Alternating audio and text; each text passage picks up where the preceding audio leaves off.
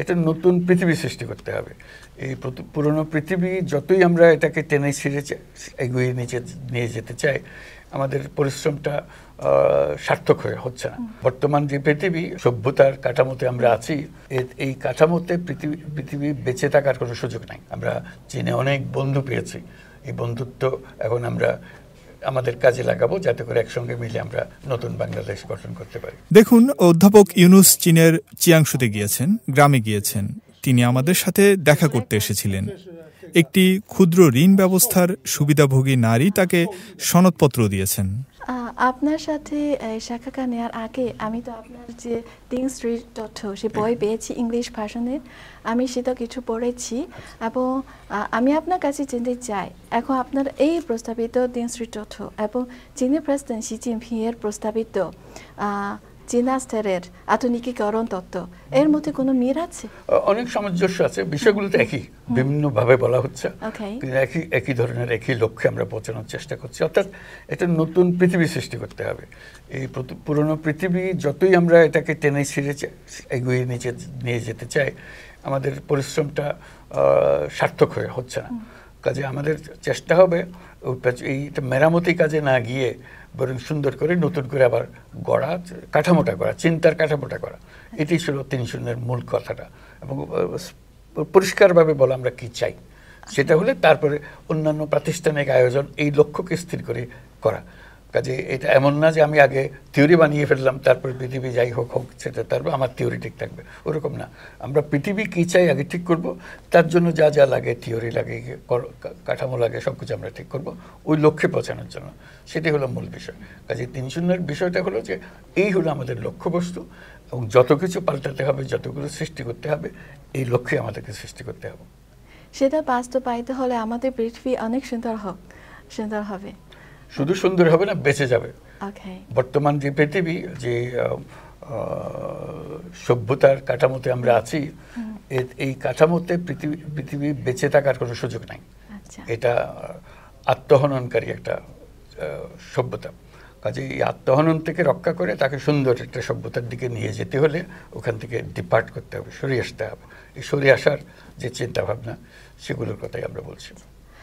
আমি জানি আপনি চীন সফরে যে কয়েকদিনে অনেক থাইড প্রোগ্রাম আছে, এবং আজ সকালে আপনি চীনের প্রেসিডেন্ট শি জিনপিং এবং ভাইস প্রেসিডেন্ট সাথে হানজোর সাথেও সাক্ষাৎ করেছেন। আপনাদের সাক্ষাতের আলোচনা কেমন হয়েছে? খুবই ভালো হয়েছে। উনি মনে করতে পারলেন, প্রেসিডেন্ট শি মনে করতে পারলেন যে তার সঙ্গে আমার 2009 সালে, তখন তিনি ভাইস প্রেসিডেন্ট ছিলেন, তারই আহ্বানে ওনার অফিসে গিয়েছিলাম, আলোচনা হয়েছিল, মাইক্রোক্রেডিট নিয়ে আলোচনা হয়েছিল, সেটার কথা উনি উল্লেখ করলেন। ওনার মনে দাগ কেটেছে সেটাও বললেন। উনি ফুজিয়ান প্রভিন্সের গভর্নর ছিলেন, সেই সময়ে তার এই সমস্যাগুলো ছিল সেটার কথা উনি উল্লেখ করেছেন, এবং এই চিন্তা, মাইক্রোক্রেডিটের চিন্তাটা তার কাছে খুব মনে ধরেছে, সেটা উনি উল্লেখ করেছেন। কাজে এটা একেবারে যে একজন অপরিচিত লোকের সঙ্গে দেখা হচ্ছে সেরকম না। তার স্মৃতিতে অনেক কিছু আছে, যে কারণে উনি স্মরণ করতে পেরেছেন তার গভর্নর হিসেবে তার অভিজ্ঞতা, দারিদ্র্যের সঙ্গে যে উনি চেষ্টা করেছেন তার পেছনে ছুটা এবং তাদেরকে দারিদ্র্যমুক্ত করার, সেই কারণে কি কি উপায় হতে পারে, সেই উপায়গুলোর মধ্যে এটাও তিনি উপায় হিসেবে গ্রহণ করেছিলেন। সেই জন্যই ওনার মনে এটা এখনও রয়ে গেছে। তো আমাদের আলোচনা খুবই সুন্দর হয়েছে। আমরা কি করতে পারি বাংলাদেশের পরিস্থিতিতে, সেটা তার কাছে আমরা উল্লেখ করেছি যে আমাদের সাহায্য, সহায়তা, সমর্থন দরকার এটার পেছনে। উনি সেটা সমর্থন দিতে আগ্রহী হয়েছেন, বলছে আপনাদের যা লাগে আমরা চেষ্টা করবো আপনার কাছে পৌঁছে দিতে।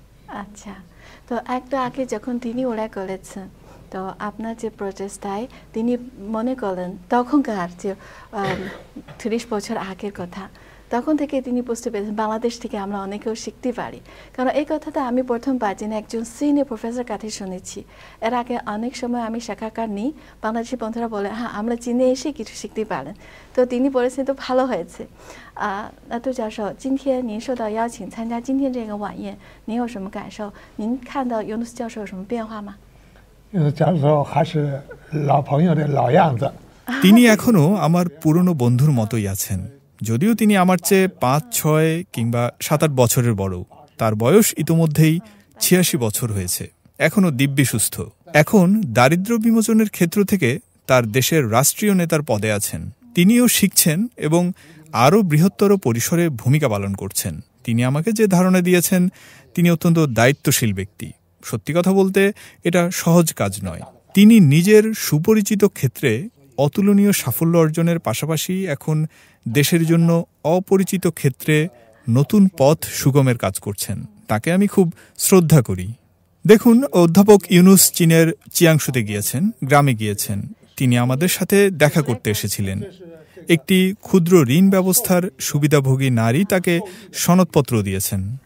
给他的一个 অনেক 荣誉 ছোট 证书 এই অনুষ্ঠানে তিনি উপস্থিত হয়ে অনেক আনন্দ给他 এবং তিনি মনে করলাম বহু বছর পর 这个呢 আপনাকে 也 আপনি 是 তো আগের মতো 这个他到这个点儿上 最基 তখন 层的 আপনি তো 点儿 একদম 上 গ্রামাঞ্চলে 在 গিয়েছেন 这个 তাদের সাথে খুব কাছে চর্চা করেছেন এবং তিনি আপনাকে এমন শ্রদ্ধা করলেন কারণ আপনার নিজে সুপরিচিত ক্ষেত্র যে বিশেষ অসাধারণ সাফল্য অর্জন করার পাশাপাশি এখন আরেকটা বড় চ্যালেঞ্জ নিচ্ছেন এবং এটা খুব সাহসী ব্যাপার এবং খুব কঠিন বিষয়, কিন্তু আপনি এটা নিচ্ছেন এবং দেশকে একটা সংস্কার নতুন পথ খুঁজে নেওয়ার জন্য আপনি আপনার দেশকে নেতৃত্ব দিচ্ছেন।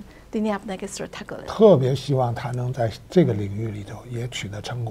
তিনি আশা করলেন আপনি এখানেও বড় সাফল্য অর্জন করবেন। আমার শুভানুধ্যায়ী হিসেবে ওনার কামনা এবং তিনি বলেছেন আপনি যদিও তার চেয়েও 6-7 বছর বয়স বেশি, কিন্তু আপনি দেখতে অনেক ইয়া মনে হচ্ছে। You have to come to Bangladesh. 所以你还请您叫我们家来去。আজকেই তো চীনের কিছু বড় শিল্প প্রতিষ্ঠান প্রধানদের সাথে আপনাদের সামিট ছিল। তো চীন ও বাংলাদেশের দ্বিপাক্ষিক সম্পর্কের মধ্যে অর্থনীতি ও বাণিজ্য একটা গুরুত্বপূর্ণ অংশ। তারা আপনি মনে করেন এই ক্ষেত্রে আর কি কি কাজে অগ্রগতি হতে পারে?